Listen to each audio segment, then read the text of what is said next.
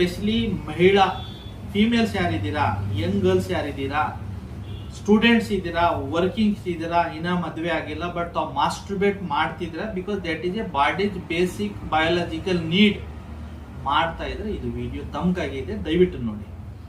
So first, female masturbation ಅಂದ್ರೆ ಏನು? ನಾವು ಪುರುಷರ ಮಾಸ್ಟರ್ಬೇಷನ್ ಮಾಡುವಾಗ ನಾವು ಏನ್ ಮಾಡ್ತೀವಿ ಅಂದ್ರೆ, ಪೆನಿಸ್ ಅಂತ ಒಂದು ಆರ್ಗನ್ ಇರುತ್ತೆ, ನಮ್ಮ ಕೈದಿಂದ ಏನ್ ಮಾಡ್ತೀವಿ, ಪೆನಿಸ್ ನ ಹೋಲ್ಡ್ ಮಾಡಿಬಿಟ್ಟು ಸ್ವಲ್ಪ ಹಿಂದ್ಗಡೆ ಮುಂದ್ಗಡೆ ಮುಂದಿನ ಪ್ರಿಪೀಸ್ ಇರುತ್ತಲ್ಲ ಅದನ್ನ ಮೂವ್ಮೆಂಟ್ ಮಾಡುವಾಗ ಒಂದು ಸೆನ್ಸೇಷನ್ ಡೆವಲಪ್ ಆಗುತ್ತೆ ಗ್ಲಾನ್ಸ್ ಪೆನಿಸ್ ನಲ್ಲಿ.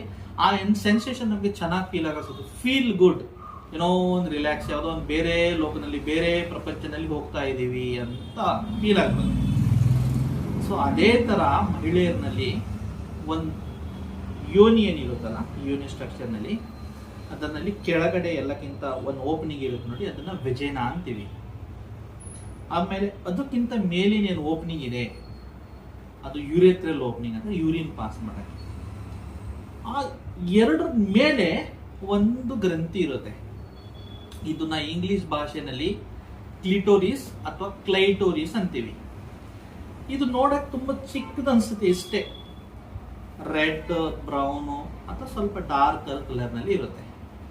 ಒಂದು ಶೇಂಗಾ ಬೀಜ ಅಂತ ತಿಳ್ಕೊಳ್ಳಿ ಅಥವಾ ಒಂದು ಕಡ್ಲೆ ಬೀಜ ಅಂತ ತಿಳ್ಕೊಳ್ಳಿ, ಇಷ್ಟೇ ಚಿಕ್ಕ ಗ್ರಂಥಿ ಇರುತ್ತೆ. ಈ ಗ್ರಂಥಿ ಏನಂದ್ರೆ ಫೀಮೇಲ್ ಬಾಡಿದು ಗ್ಲಾನ್ಸ್ ಪೆನಿಸ್. ಗ್ಲಾನ್ಸ್ ಪೆನಿಸ್ ಅಂದ್ರೆ ಏನು? ಪುರುಷರಿ ಪೆನಿಸ್ ಇದೆ ಅಂತ ತಿಳ್ಕೊಳ್ಳಿ, ಮುಂದಿನ ಇಷ್ಟೇ ಒಂದು ಟೋಪಿ ಇರುತ್ತಲ್ಲ, ಆ ಟೋಪಿಗೆ ಗ್ಲಾನ್ಸ್ ಪೆನಿಸ್ ಅಂತೀವಿ. ಇದರಲ್ಲಿ ಹೈ ಸೆನ್ಸೇಷನ್ ಇರುತ್ತೆ, ಇಲ್ಲಿ ಟಚ್ ಮಾಡಿದ ತಕ್ಷಣ ಬ್ರೈನ್ಗೆ ಸ್ಟಿಮ್ಯುಲೇಷನ್ ಆಗ್ಬಿಡುತ್ತೆ.